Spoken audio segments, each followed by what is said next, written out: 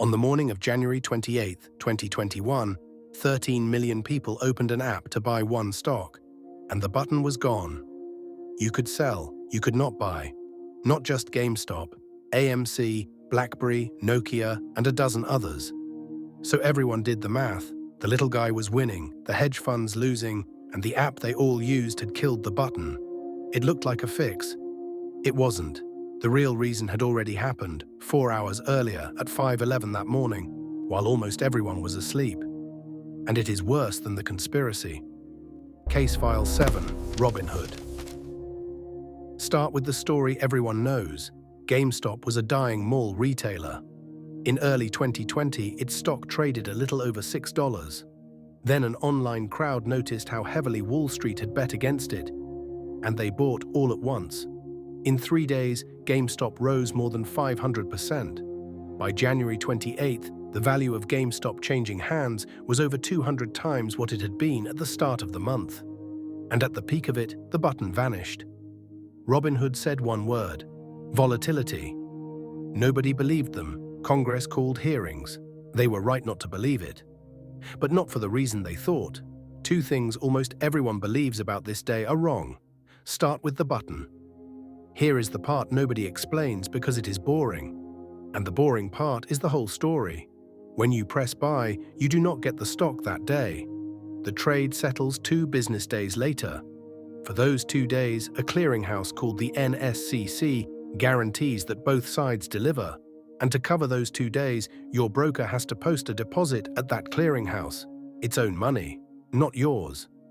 The wilder the trading, the bigger the deposit. Due every morning by 10. And there is one special charge that only triggers in a single situation. When a broker's required deposit grows larger than the broker's entire net worth. A penalty for being too small for the risk you are carrying. Remember it. It is about to go off. Now watch Robinhood's deposit through that week. Monday, about $124 million. Tuesday, $291 million. Wednesday, $690 million by the close. Then at 5:11 on Thursday morning, an automated notice. Robinhood was short about $3 billion. The total demand was $3.7 billion. Robinhood had under $700 million on hand. And the breakdown is the tell. The normal deposit had jumped to about $1.25 billion. Sitting on top of it was another charge, over $2.2 billion.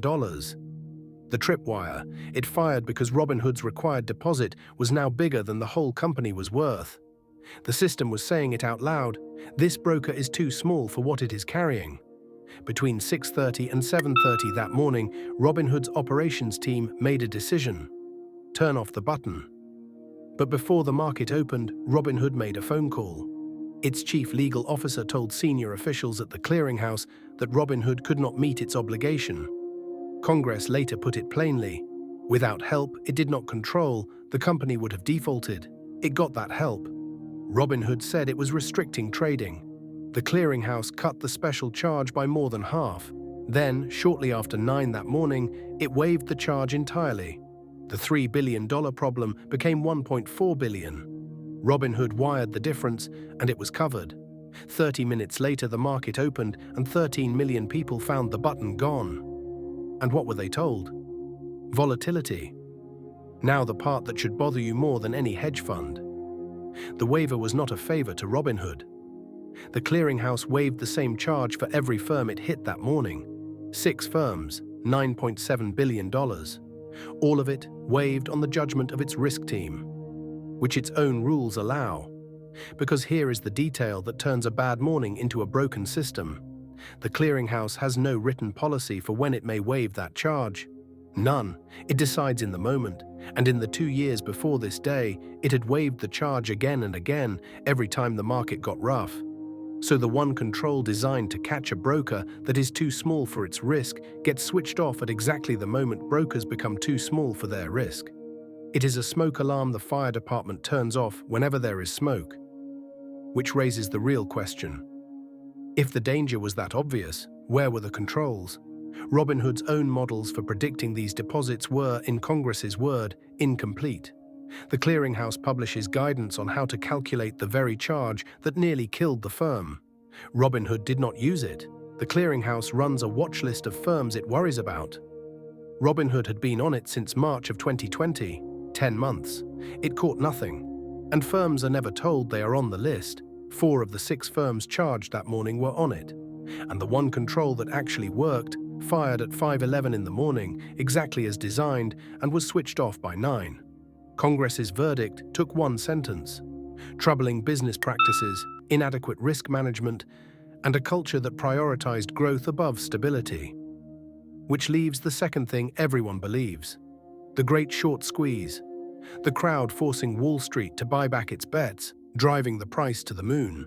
The SEC studied it, trade by trade, and could not find it. Buying by short sellers was a small slice of the volume, and the price stayed high long after that buying would have faded. In the SEC's own words, it was the positive sentiment, not the buying to cover, that sustained the price. Academics contest the method, but the agency that watched every trade could not find the squeeze at the center of the legend. The cost landed where it always does. The day the button went dark, the GameStop held by Robinhood's own customers fell from $2.6 billion to $1.2. AMC from $1.3 billion to $411 million in a day, and the pattern was already there. 2 months earlier, Robinhood had paid the SEC $65 million for misleading customers about how it made money. 5 months later, $70 million more, the largest penalty in its regulator's history. And that August, it went public and raised about $2 billion. So give Robinhood the truth it earned.